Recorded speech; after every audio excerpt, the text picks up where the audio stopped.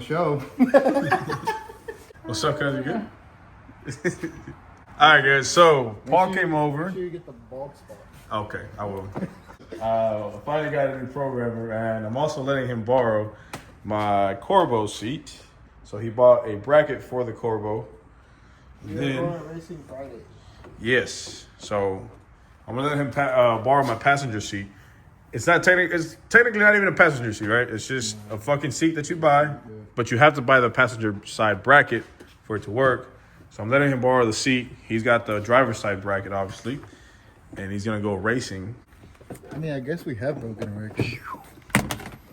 As far as we know, first 4-door Ram in the tins. Yeah, that I know of. Yes. Yeah, that's what I'm saying. That we all. NA. Yeah. NA. Also, so he came for that, but now he's fucking with some other shit in my truck. Where's it at? Oh, see it. I didn't realize that I had the fucking tracker from the dealership. This is 2013 from now, 12 years old. This is a 12-year-old fucking tracker from the dealership. Looks like they could listen to you. Fuck him. It's all the way behind my dash, so we have to take the fucking cluster out and try to get that shit out because there's no point in having that anymore. That's all the way the fuck in there. Don't worry, guys. We're not taking any weight off this truck. It's still going to be the heavy truck you love to hate. 100%. And even if you're hating, you're still watching. Ain't that right, cuz? They still watching. Make sure you cop the merch. I do have the new merch out. What's it called? It's called the Trill City merch. Trill City merch. Which I should have this week coming up so I can show you guys. And if you haven't already, guys, make sure you join the free giveaway for the billet oil catch can. So I don't care if you drive a Mopar, be better if you do. If you drive a Chevy or a Ford, I don't care if you do. If you drive a fucking Beetle and they make oil catch cans, I'll fucking get it for you. Doesn't matter.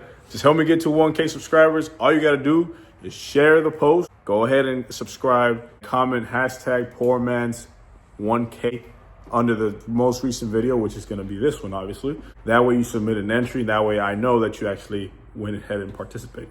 Free oil billet catch can. You need it. Paul runs it in his 10-second truck. So go ahead and get one. Why is this got to be difficult? Because fucking Mopar is difficult with everything they do. Fucking fat, too. You fit in my seat, bro? Hey, I just heard something crack down here, bro. I just heard something crack down here. I spoke too soon. I heard something crack, bro. That better not have been the fucking molding on my seat. Because you're sitting on that shit right now. Right. Matter of fact, look, you can see it bending right there. Yeah, that boy heavy. Yeah, boy. And he's still hitting 10s. What excuse do you have? None. None. Long ass harness. That's crazy, bro. Has a Mopar on it. Old as shit, obviously, but this is the device, the tracking device. Paul fucked up the truck. Oops.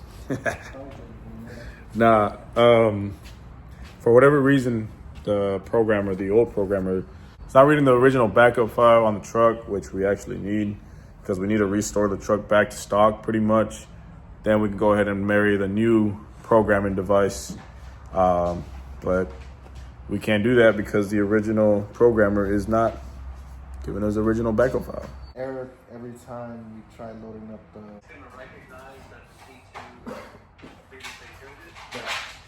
We're gonna wait a whole hour for this shit to happen. So we're plugged in the i3. It's gonna go ahead and try to calibrate. I don't know what the fuck it's gonna do. Question. What?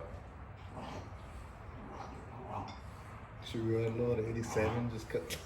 No, we're not loading shit, Paul. He wants to fucking do a, what do they call it? Can tune on the truck. Well, you have to do a can tune. Well, but you can't start it up. Why not? Because it's gonna blow my shit to smithereens. That's why. Anyway. Race gas. Yeah, race gas. The timing's all fucked up, yeah. Hey, bro. It can take up to 30 minutes. 30 minutes? Yeah. So the programmer is going to go in right now, which it already is. It's going to calibrate, I guess. Take about 30 minutes. So it says there. But really, in reality, it's probably going to take, what, an hour, bro? Yeah, I'm at 7 hours. So we called Matt and he said about an hour. Well, what's nice is actually we don't have to go back it up like you said. We don't. It's So actually already started. okay, perfect. So it's gonna take about an hour. We're gonna leave it plugged in. So now we can get into that type of conversation I promised you guys from yesterday. Bulldogs in the back. You guys talk. All right, no. So people want to know what's the easiest fucking way to make power. So first and foremost, you got Paul Martinez. Nobody fucking knows him. You can go check out my videos, or you can go check out his Instagram. What's your Instagram, bro? Paul Daniel 94. Paul Daniel 94. He's got a 10-second 4-door NA64 Ram. Everybody's probably already seen it by this point because it's making a lot of noise right now. Literally. And it's only going to go faster this weekend. Watch. You got Paul. You got me. Fastest NA RFE truck.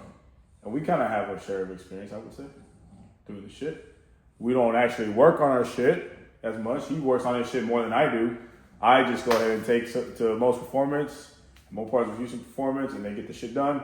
And Sean does all the tuning. But we have a share insight of what we've been through and are obviously going the track and racing on trucks. The question is, that people want to know is, what's the fastest way you can make power on these trucks? I think I agree with Paul on this. What do you got, bro? What do you think? Well, I actually have a stock truck that I drive every day. Okay, so what on your stock truck, your daily driver? Custom tune. Okay. Custom tune. So it's a custom tune. Tuner is who you choose, but custom tune. Custom tuning. 6.4 manifold. Ported 6.4 manifold. Then we're going to get into that too. Ported throttle body. 87 millimeter. Mm-hmm. Okay. And then S&B. S&B, air intake. Air intake, cold air intake, and then electric fence. Electric fence. And then that is it. And the air, what is it called? Oh, the shutter delete. You got to do that on the 8-speed, not the 6-speed. Yeah. So those are simple bolt-ons you can get into. Now, are they cheap? No. Nothing on fucking Chrysler G, or I don't know, maybe other Chrysler vehicles, but I honestly think I got a deal on the manifold. On the manifold, right? Bucks. See, and that's different. You can find those deals somewhere, and even if you do find them, you got to be careful who ported it in, if they ported it right, Or the SRV. SRV, yeah, the harness, right? If it's broken, Right. you got to get a whole new one. You got to go to get a new one. Those are hard to get. Right? So all that shit you got to get, right? So let's just put it into perspective. You get some long tube headers. That alone within itself, I don't know how much is a long tube header. Those Like run about $2,000. $2,000 for some American racing headers. Those are good headers, right?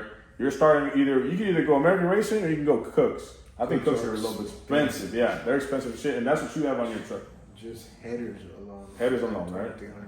Exactly. So you can go with the Cooks option, or you can go not even the white pipe, and then you still got to do your exhaust too. Yeah. So you can go with the headers from American Racing. That's what I have on my truck. That's what Paul has on his truck, his race truck.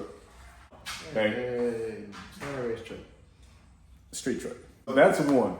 Number two, custom tuning. If you want to make quick power, it's custom tuning. The can tuning from these devices suck ass. They help. They help, but they Fun. suck ass. They're fun. They suck. But it's night and day difference. 90-day difference is you get custom tuning from the right person. I'm not going to announce who is the right person. People always ask me, who should I go to We will not get into that debate. No. You choose who you want to spend your money on. That's your money. That's your truck. Spend whoever you want to spend it on. I mean, I've been having the same custom tuner ever since. I've never had an issue with Sean. He's always replied quickly. But that's just me. That's just us. Hemi Fever Tuning. You can get whoever you want and spend your money on whoever you want. Yeah, Jay Green. What's it? MI Tuning. MT Tuning. There's FRP. There's even a local guy here. Yeah, a local guy here in Houston. Who's it? Ricky, right? Yeah, Ricky. For Nemesis. Mm-hmm. There's just a bunch of people out there. I mean, yeah. So it's just basic bolt-ons that you can do on these trucks, and they run great. Do they run better on the 8-speed? Absolutely.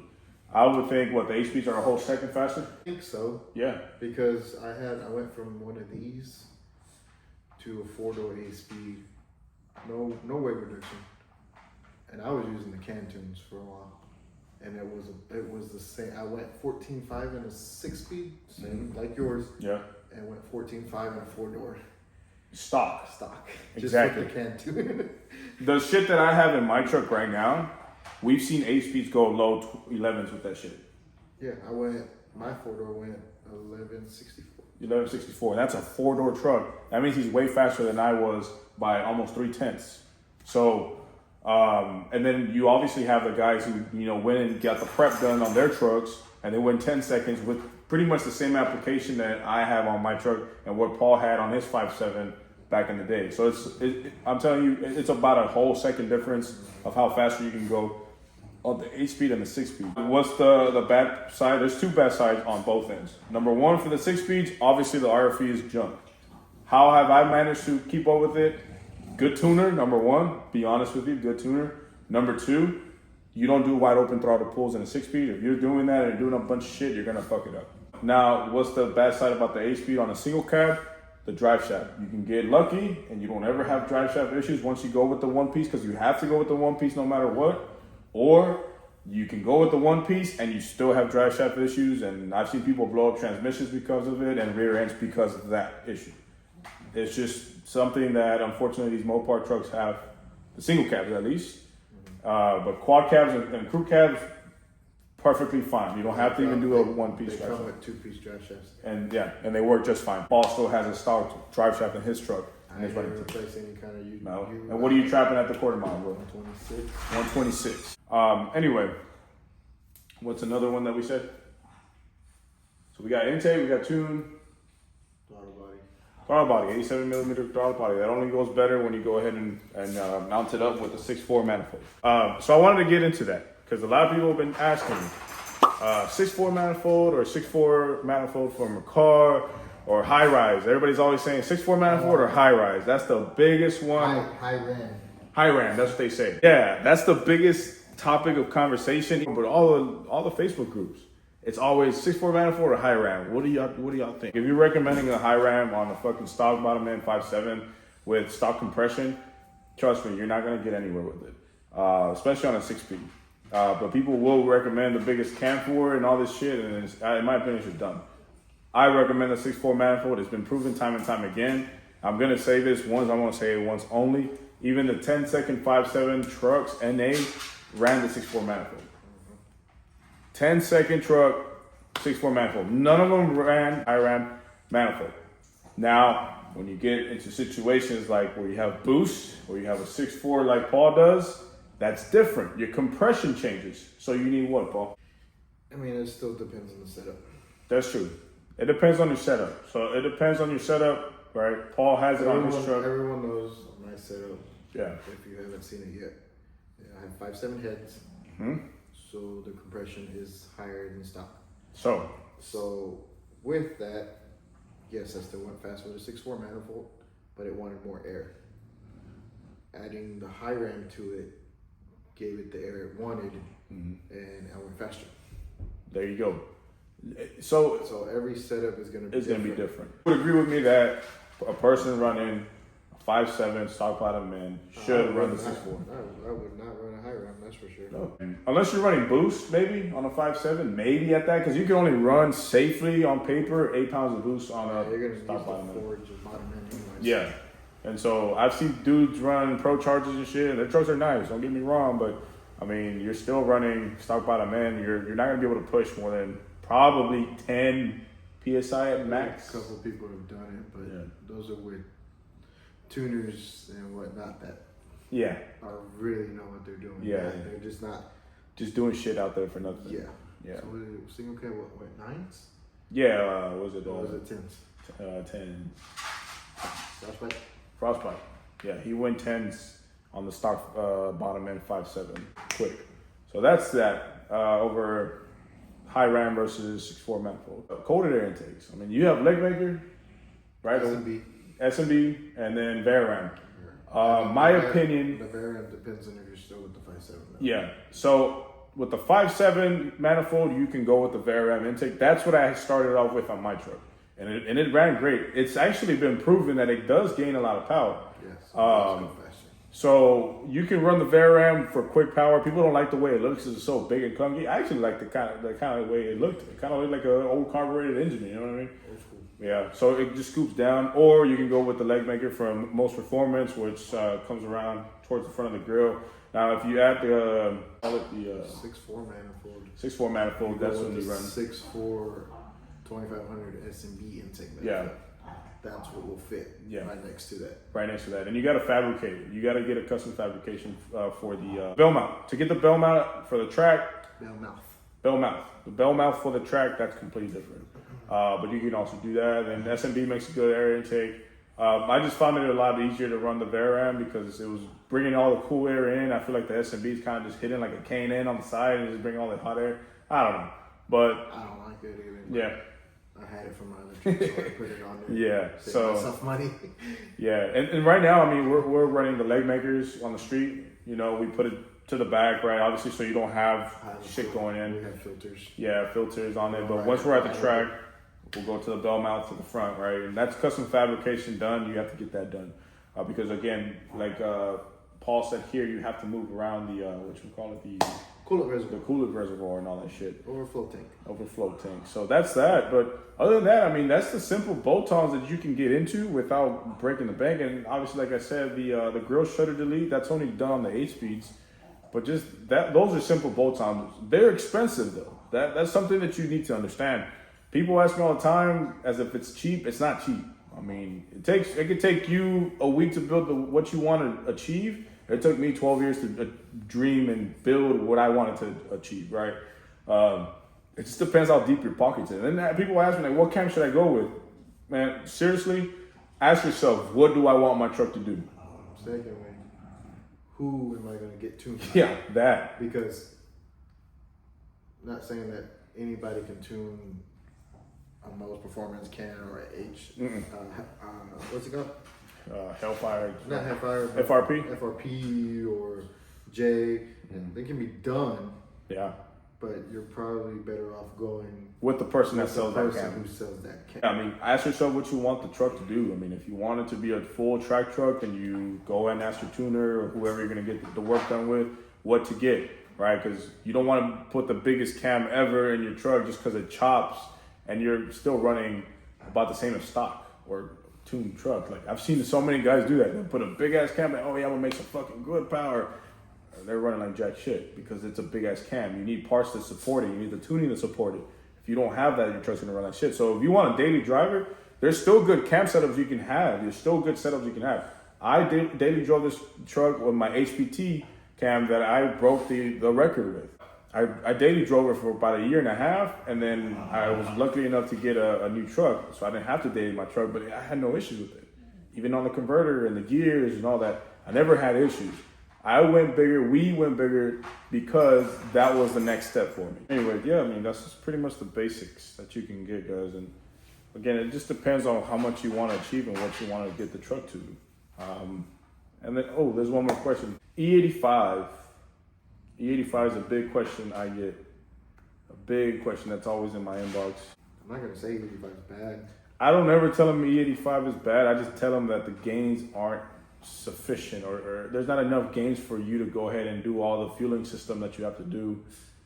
Thing is, I don't know enough. And the injectors and all that for it. I don't know enough about this platform because they can say the same thing for Chevy, but it's easy for that. It's easy for me. But the compression is different though. It's still low, but yeah. I have a Tahoe that has E85 around it every day. It's true. I just don't know the difference between these.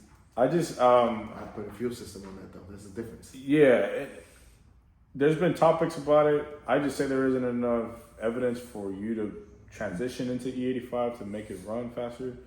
Maybe a horsepower to or gain above 93, maybe. I mean, it is higher octane. Yeah, there is gain. Yeah, but not a shit ton. But I don't know what goes into having to change. Yeah, I mean, look at the Ford platform, right? Besides injectors. Yeah, I mean, you look at the Coyote platform and they do 85 and it works wonders for them, right? But again, I don't know too much about. I have never seen, and correct me if I'm wrong, Paul, on the list of the fastest 5.7 trucks, how many of those guys are running E85? That I know of, none. NA wise. If you go boost, if you go higher compression, probably your best friend, right? Well, even still, Rick was running E85. He wasn't. 454. That's true. So I don't know about these semi engines. I mean, they're completely different from your GM or your Coyote. Completely different. You know, I just don't see any power gains. I don't see much power gains from E85. I haven't seen anybody kind of run fast on it. I go off of what my builder recommends. Yeah, builder and tuner.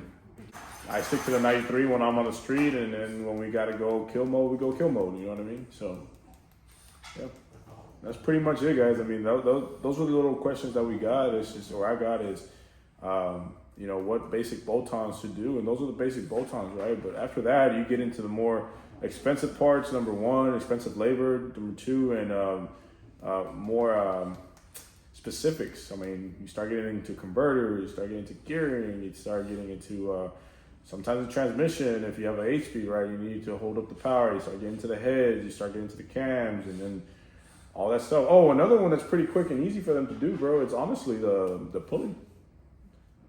The lower underdrive pulley. It's not easy to take out. It's my one was a bitch to take out. I tell you that right now, guys. Yeah. Break itself. Yeah, literally shatter because you got to take it out. So you want to take it to a good mechanic that has the good tools, because sometimes that shit is, I'm not saying all the time, but it's hard to take out. But you underdrive pulley, that's a big one that you can do, right? It's a simple bolt-on that you can do, and it'll work wonders. Oh, I forgot the clutch fan delete. That's one that we didn't talk about. You mentioned it, but we didn't talk about it. Clutch fan delete. Yeah, if you go to the V6 fan, you're in the clear, man, because you're clearing a lot of tension from your crank, right? You're letting the fans work for itself, not, you know, having the crank have to work for the fans. You're taking that power away from there, right? But for sure, the V6 electric fan, it works good. I have one. I bought it at the junkyard for $100. $100, bro. I went into the junkyard. I was like, I need a V6 fan from this year, and they're like, okay. And then they brought it out, fucking $100. I was like, bet. I still have my original fan motor, just in case this one goes out, I could just swap it in and it goes in. But haven't had that issue with the fan, and I bought it for $100. But that was a quick little bolt-on that you can do. And and obviously oil catch can too. But you still gotta do tuning with that one. Yeah, you do, because you have to change. You got to make sure the fans kick on at a certain temp. So that comes with the thermostat too. If you want to change the thermostat to a lower degree thermostat, 180, 185, right? What is it? The simple one? Yeah, 180, 160s. 180s and 160s thermostat. I'm running a 160 now. It's going to get hotter quicker and etc. So we're trying to keep the truck cool as possible. But I've never had overheating issues anyway. That's going to be it for the video. I'm Poor Man's RT. This is my boy Paul. He put his Instagram. And yeah, just go ahead and follow us. Go ahead and like, share, subscribe to the video. And remember, guys, I'm giving away that oil billet catch can. That oil billet catch can, make sure you join. All you have to do is share the post, go to my YouTube channel if you're not subscribed, hit that subscribe button, and comment hashtag PoorMans1K. Let's get to 1K. We're almost there. Get to 1K, and you get a free billet oil catch can. It's a $150 plus offer, by the way. You ain't got to pay for nothing. You ain't got to pay for shipping. So what do you have to lose? All you have to do is subscribe, like the videos, go ahead and comment PoorMans1K, and that is it. See you on the next one. Peace.